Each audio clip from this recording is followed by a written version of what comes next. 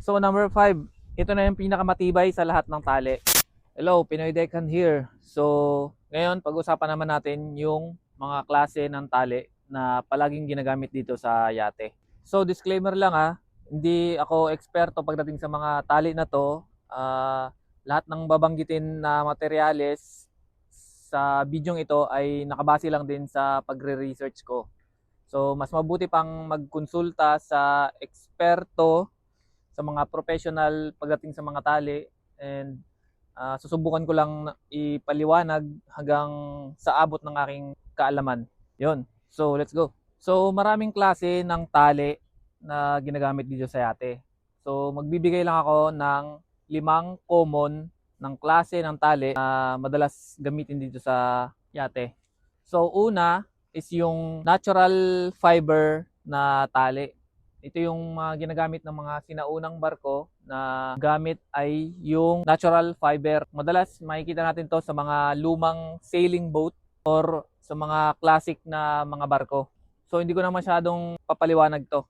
So next natin is yung tatlong synthetic fabric na common na madalas ginagamit dito sa yate. So ito yung tatlong klase ng tali pero magkakaiba siya na paggamit ng characteristics. So unahin natin yung polyester. So polyester, ito yung in-splice ko nung nakaraan. So ito yung madalas makikita natin sa mga mooring lines.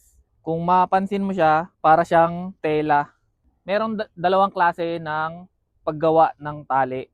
Merong single braid or yung isa yung double braided. So itong hawak ko, ito yung double braided. So pag sinabing double braided, meron siyang core sa loob, may tali siya sa loob, and meron siyang outer core dito sa labas. Meron siyang cover. So dalawa siya, okay? So itong polyester, kung mapapansin mo, para siyang fabric or tela. Maganda gamitin ito sa pang outdoor kasi meron siyang UV and heat resistance. So maganda siya, tumatagal siya sa init. And maganda rin yung kapit nito pagdating sa mga tali-tali, sa mga mooring, ganyan. And ito rin yung ginagamit namin na pang stopper.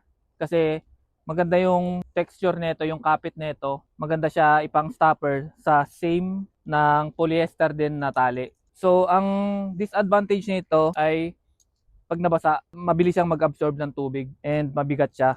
Next natin is yung polyamide or kilala bilang nylon. So kanina pinaliwanag ko yung double braided. Ngayon naman, madalas makikita yung polyamide sa mga single braided na tali or madalas ang tawag ay twisted ropes. Dito papasok yung mga 3 strands, 2 strands, and meron din yung square strand na tinatawag. And pwede rin siyang gamitin sa mga double braided na tali tulad nito. Same halos siya ng characteristics ng polyester. Nag-absorb din siya ng tubig pero hindi ganoon kalakas mag-absorb ng tubig. Lumulubog siya and medyo mabigat din.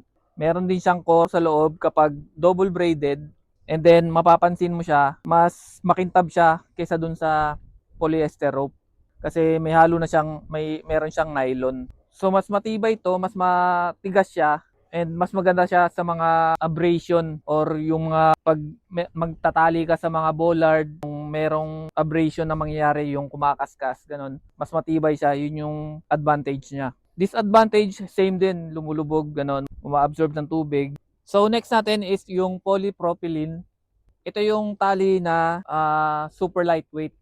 So lumulutang ito sa tubig. So madalas ginagamit natin ito kapag stern to mooring tayo or prematsa or yung tinatawag nilang Mediterranean docking, kasi lumulutang ito sa tubig and then magaan siya. So ang disadvantage lang dito is mababa yung UV and heat resistance niya. So mababa yung melting point niya, madali siyang masira sa araw or sa heat.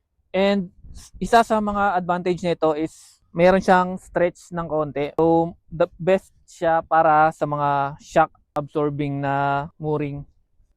So number 5, ito na yung pinakamatibay sa lahat ng tali. So tawag nila dito ay Dyneema. Pero ang pinakatunay na pangalan talaga nito or yung materialis na ginamit dito is UHMWPE or Ultra High Molecular Weight Polyethylene.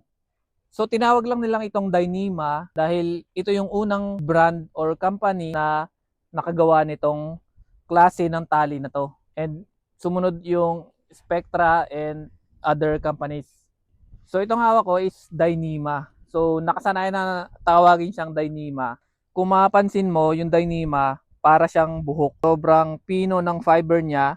Isa siya sa pinakamatibay na tali at pinakamagaan. And mas matibay pa siya kumpara sa bakal. Yung characteristics niya is magaan and hindi siya masyadong na-stretch. Kung mapapansin mo, para siyang buhok na pino and pwede rin siyang gawa sa double braided or single braided na ropes.